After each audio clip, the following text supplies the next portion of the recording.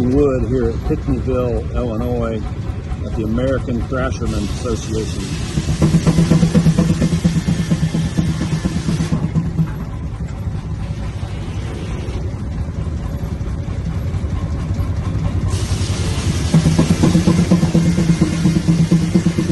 The Keck Donnerman, 19 or 20 horse engine there.